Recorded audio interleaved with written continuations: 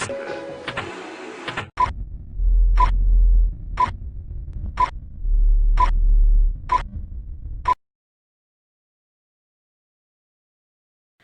guys, welcome to Dan Reviews It. Yes, my new intro. We've got to thank my friend Mike for that, who whipped that together for me. Thank you, thank you. And I thought, what better way to premiere my new show intro than on the Masked Singer Season 4 premiere. My Masked Singer videos usually get some hits, so I figured why not trot it out. I had that made in honor of hitting 500 subscribers last week. So thank you to you guys for subscribing. Thank you to my buddy Mike for putting that together. And let's get it started. So this is now season 4 of The Masked Singer. We did this last season as well, and it was a lot of fun having you guys help me sort of guess along the way. This one, though, I have to say, I think I have a pretty good grasp on at least 2 of the remaining 4 singers. Last week on the preview show, they gave us little clue droplets about everybody, but here we've got 5 specific singers, and we've got some clues about them. We've got the judges' picks. We've got what song they sang. So I'm going to go over all of that. But there are a few changes to this season, obviously, with coronavirus and the pandemic and all of this. They have had to switch some things around. So the audience is sort of not really there. They were showing a lot of audience reaction shots, but I had a freeze frame on the end of the credits because it specifically stated, because I was wondering, like, I had heard that they weren't going to have any audience and it was just going to be Nick Cannon, the singers, and the judges. Obviously, the producers and the cameraman too, but nobody like in the audience. And then they kept showing all these audience shots, and I kind of thought, well, maybe they're just recycling those from previous seasons, and that's exactly, for the most part, what they're doing. I guess there is some sort of an audience there, but for the most part, a lot of those shots are going to be for this season just from previous season reactions, which to me makes a lot of sense. There's not a lot that needs to be varied up. You've got, the surprised face and the bop in your head to the good song and whatever. There's sort of stock characters of the Masked Singer audience, if you will. But another new wrinkle that the judges didn't seem to know about, or at least are good enough actors that I believed they didn't know about it. Nick Cannon presented this new idea of the golden ear. And so what that means is when they first hear a singer, the very first time they go on the stage, each judge will put their pick into a vault for who they think it is just on the first guess. Now tonight, 2 of them were right. And I had it pegged down to 2 people, but the one I really thought it was is who it was. So we'll go over all of that. But let's start in order, as I like to do. So we had 5 singers. The Sun, well, 6 really, because one of them is a duo. The Sun, Giraffe, Popcorn, the Dragon, and the Snow Owls. There's 2 of those. So there's 16 singers this year, but I guess they're breaking them up into groups of 5 because really there's only 5 or the 15 acts, I guess you could say. So first up was the Sun. Last week in the preview, we learned that there was a special secret behind the costume, and she knows how to shine even during a freezing winter, and her rays break through of the clouds. All right, so today, the clues we learned, there was a gold member card, like to an exclusive club or something. She talked about the extreme seasons of her life. At first, stardom was great, and she had it early, but there was a lot of pressure. She got burned out, depressed, was frozen, and in a quiet place until a ray of light shone through. And then also, by the pool, there was there was like a mansion theme to this package, and there was like a leopard or some sort of big cat by the pool, and there was also, which I didn't actually really notice, but Jenny McCarthy pointed this out, some Mickey Mouse ears, like in the globe, they had sort of a Mickey Mouse ears with the plants highlighted. So, okay, those were the clues. The song was a Lizzo tune called "'Cause I Love You," and the judges were unsure what to think. They were really glomming onto that Frozen clue, and so Nicole Scherzinger was thinking maybe it was Idina Menzel or Kristen Bell, but she ended up saying that, well, the voice doesn't really fit there, so she went with Catherine McPhee, Okay, that sort of makes sense. She certainly does have a great singing voice. Whoever this is has a really solid singing voice. Really great way to start the season.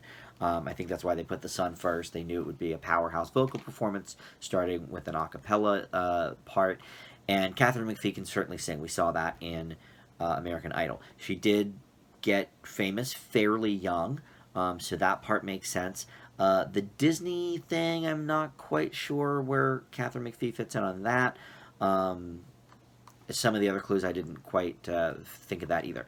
But then Ken glommed on to the Frozen clue as well, but he was going not Frozen the movie, but Frozen the song by Madonna, which is on the same album as Ray of Light. We mentioned Ray of Light from the package, so he was thinking it was Madonna. Now look, obviously Ken, they pay Ken, I'm sure, to say the most ridiculous things. Madonna, I don't think is going to do this show. However, got me thinking that her daughter Lourdes, that album Ray of Light, which includes the song Frozen and of course Ray of Light, was made when she was pregnant with Lourdes. So okay, but this gal is way too good of a singer. Not that I've ever heard Lourdes Ciccone sing, but I just don't think so.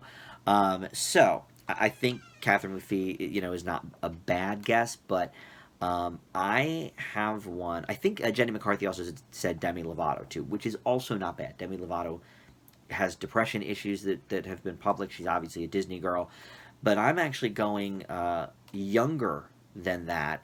Not currently, but when she got famous, she would have been younger than these people. Maybe not Demi, but I think it might be LeAnn Rimes.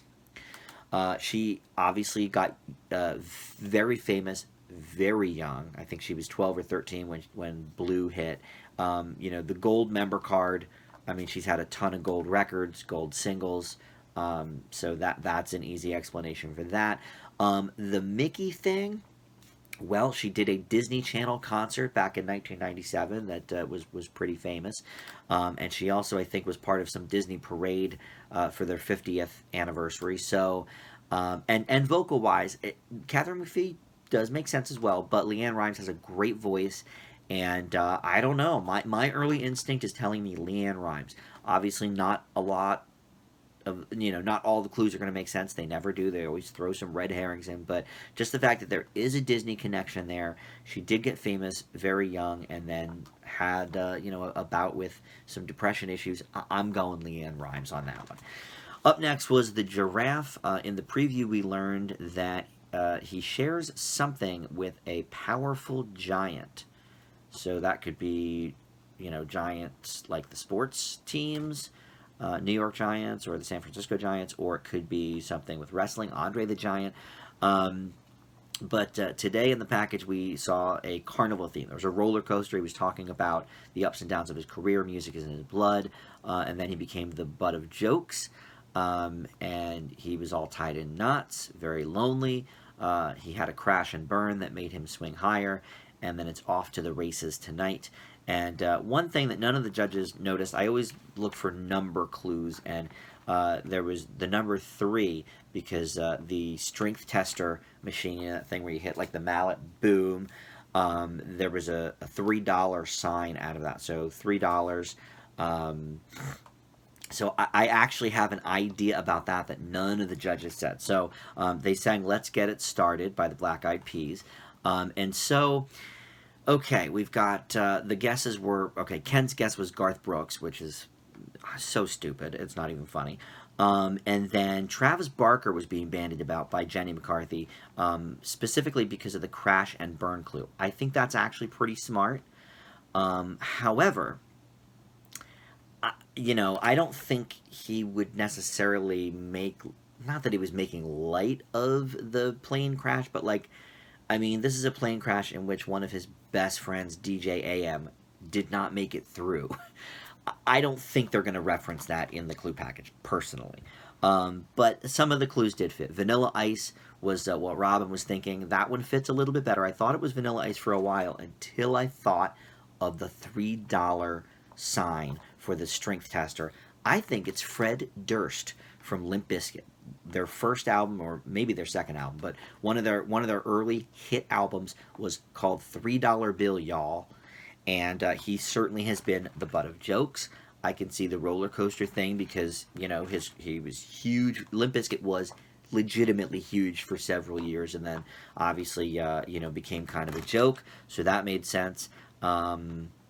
So I don't know. I'm going out on a limb there with Fred Durst on that one. I actually think I didn't really think of it until right as we started filming here. I thought I was going to say Vanilla Ice, but once I kept thinking about that $3 thing, it just stuck out to me as Fred Durst. So up next we have the Popcorn. From the preview last week, we learned that the Popcorn is going to have a 3D performance, dynamic, delightful, and divalicious. And then there was also a green cow on the mirror of her dressing room. I don't know what any of that means. Her theme for the package was Snacks in the City, because she's a popcorn, and so it was kind of a Sex in the City play, which told me it was maybe somebody from New York. They had a whole lot of Carole Baskin clues. There was a tiger on a bed, and she said, "Hey, cool cats and kittens," and stuff. There was a goldfish in a bowl with big hoop earrings. She said, "Straight up, she's built her career around love." Straight up is obviously Paul Abdul reference, but that's too obvious, so it's not Paul Abdul. There was a plate with meatloaf, an apple with a bite out of it, and a sign that said, "Welcome to the Hood." And then at the very end, there was a carnival thing, like she was on Coney Island, and the merry-go-round said, "Proud merry-go-round." Proud Mary. Obviously a Tina Turner reference there. Okay, so What About Us is the song that she sang by Pink. Love that song. And so the guesses from the judges. Well, of course, Ken guessed Carole Baskin. Now, granted, this would have been long before Carole Baskin was announced as a contestant on Dancing with the Stars. So even if it was her, even if that made sense, it wouldn't be her because she's now on Dancing with the Stars. We know that now. But obviously, this was filmed a few weeks ago. Number two, this lady can sing, okay? And Carole Baskin, I mean, look, I've not heard her sing, but let's be real. Also, there were no clues. The clues about her were just having a tiger and saying, "Hey, cool cats and kittens." But she's not from New York. She has nothing to do with New York. So Mary J. Blige was guessed by, I think, Nicole. And that makes sense with the hoop earrings. It was one of the girls that said it. It was either Nicole or Jenny. And then the other one said Tina Turner, which I think was Jenny, because of the proud merry-go-round. Okay, sure. So here's who I think it is. And I'm pretty confident, and it's funny, before I even watched the episode, because I watched it about an hour and a half after the fact, I had looked on my Facebook, and one of my friends who follows the show, he usually watches my videos too, so shout out to Paul, but he wrote on his thing, no spoilers, but, 90% sure I know who the Popcorn is. His husband actually wrote something similar, but actually said this person's name in his post. And so, okay, I sort of had that in the back of my mind, but I still wanted to, kind of think for myself and see if I heard it. But I definitely do. I've seen this person in concert. The clue about building a career around love absolutely makes sense because her two biggest hits, I think, on the pop charts, certainly her biggest hit on the pop charts, was a love ballad that still gets played a lot today. She is from New York. And like I said, I've seen her in concert, and I think she sings just like this. She's got the voice, and not only that, the speaking voice. I know they try to disguise it a little bit, but that accent, New York accent, I might say she's from Brooklyn, I'm not positive, but it's Taylor Dane. Taylor Dane. Her biggest hit on the pop charts was I think I'll Always Love You, right? But she also had a bunch of other love songs. But, I love Tell It to My Heart. That's my favorite of hers, but that only made, I think, number 7 on the pop charts. She had a number 2 song as well with Don't Rush Me, but her only, as I think, number 1, or maybe it was Love Will Lead You Back. It was one of her big ballads. I'll Always Love You and Love Will Lead You Back are her 2 big love songs. So that clue makes sense. The accent made sense. The singing made sense. And the whole Meatloaf thing, her and Meatloaf did a duet, and it's a cover of a Tina Turner song. So I think it all fits together. This, to me, is the biggest slam dunk. I think even if I hadn't seen my friend's posts on Facebook, I think I would have had this down to either Taylor Dane or Mary J. Blige. But the singing voice leads me to believe it's Taylor Dane more. So I'm going to go with that. The Dragon was next, and he got voted out, so we'll come back to him. Finally, the Snow Owls. This one is interesting because they've never had a duo perform on the show before, and I think it's really cool. It's a great idea, mixing it up a little bit. It is a male and a female, and so last week in the preview they said they were birds of prey, P-R-A-Y, prey, and there was an image of a barn, so maybe something country. Ooh, but I just figured something out. The barn image actually from last week goes with my guess, so now I'm even more convinced. All right, so today in the clue package, it was like a sort of a homey kind of thing, like they were in a house sort of, and then they were like on a crossroad trip. So the house was called Jam-A-Lot. Instead of like Camelot, I guess, Jam-A-Lot. There was a pearl in a shell on the table there. They said people haven't seen us together in a while, so this is a family reunion. At one point, the female rolled her eyes and kind of said, "Oh, brother." So, okay, we're thinking brother-sister team here. The guy in the group, I guess, is a bit of a prankster. There was a Christmas theme to the package as well, talking about like having snow on their owl's nest or whatever they were talking about. There was a fork in the road when they were on their little journey, and one part said Magnolia, the other part said Quarrel Canyon. Not quite sure what that means with my people, but we'll see. And the song that was sung was "Say Something" from The Great Big World and Christina Aguilera. So some interesting guesses from the panel because, look, even though the package is kind of leading us to believe they're siblings, things can be different, on the surface of what they're telling us. So it may not be siblings. My guess is siblings, but some people guess. Let's see, Amy Grant and Vince Gill, I think was Robin's guess. That makes a lot of sense with the birds of prey thing. Somebody on my comments last week made that same thought just from the preview. Tyler, I think it was, suggested that. Jenny McCarthy said maybe it is a fictional brother and sister, thinking maybe along the lines of somebody from the Brady Bunch. And Ken thought the same thing with Schitt's Creek. He thought maybe it was Catherine O'Hara and Eugene Levy from Schitt's Creek. I don't know, maybe. And then the Osmonds was brought up as well. I think Nicole thought that one. But Ken was like, well, Donnie's already done the show. It can't be them. It could be. I mean, that could be a little twist of, okay, well, Donnie was already on the show, so now we're going to bring Marie on, too, to sing together. The Christmas clues certainly make sense with them. Here's what I think. I am going brother-sister on it. I think it could easily be a married couple as well. Vince Gill and Amy Grant, I'm not going to rule that out. But my gut is telling me it's Julianne and Derek Hough. They are, of course, most famous from Dancing with the Stars, but they haven't been on that show together for about 4 years. But they had a Christmas special, and the pearl in the shell is a little bit interesting. Look, it might be a stretch, but their grandmother, I think she's no longer with us, but their grandmother was named Pearl.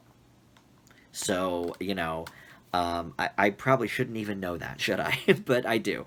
And then, now that I'm thinking about the whole barn image, she was in Footloose, and, part of that takes place in a barn, like she's getting her dancing on in a barn. I think her character maybe lived on a farm or something, I forget, but she was in the remake of Footloose, so that works for them too.